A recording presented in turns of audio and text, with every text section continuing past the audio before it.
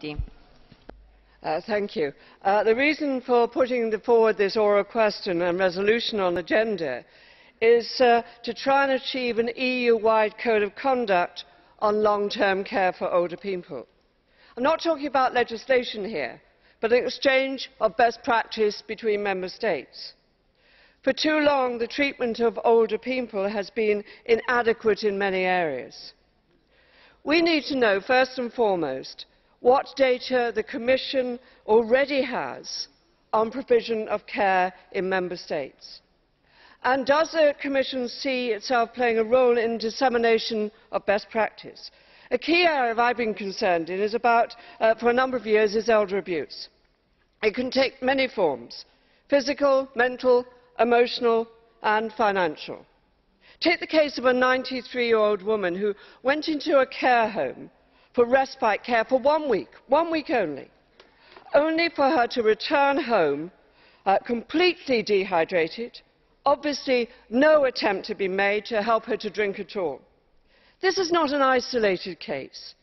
There are many cases of malnutrition and dehydration. But it would be useful if we could have facts and figures. Has the Commission got any data on the number of deaths attributable to dehydration or malnutrition? Just as worrying, of course, is the more frequent use of do not resuscitate orders. It should be up to the medical practitioner, in consultation with the patient, to decide on whether a DNR should be on someone's notes. I know of cases where either the nursing home itself decides which person is resuscitated or not, or the relatives are told that they must sign up to it, which is a complete abuse of the person's right to choose. What is the Commission doing to look at the use of so-called do not resuscitate orders? I'm not talking about living wills here, I'm talking about do not resuscitate orders.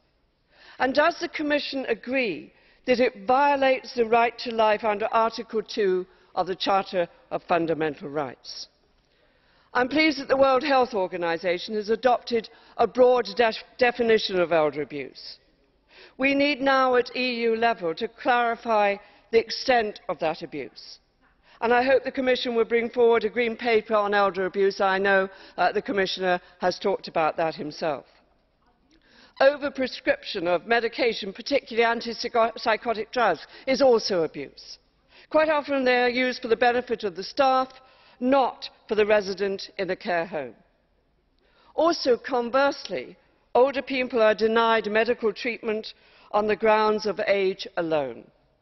This is another reason why I believe pressure should be put on the Council for a decision on the Equal Treatment Directive to outlaw discrimination, access to goods and services, and that would include health care. More must be done as well by each member state to make sure that older people can be supported in their own homes if that is what they so wish, and for member states to regulate qualification requirements for people caring for older people, with adequate training mechanisms in place. Many member states have cut back on specialist geriatric medicine. We need to know what the real effects have been on older people.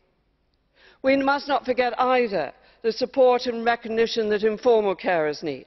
Quite often they are the ones who care for their relatives day in, day out with little help.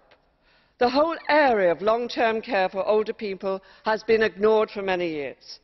I hope with this oral question and resolution that we can, all of us together, start to really give this matter the attention it deserves. Quite often, an older person requires a long-term care, find it very difficult to speak for themselves. It's up to us all, working with them, to make sure their voices are heard and not forgotten.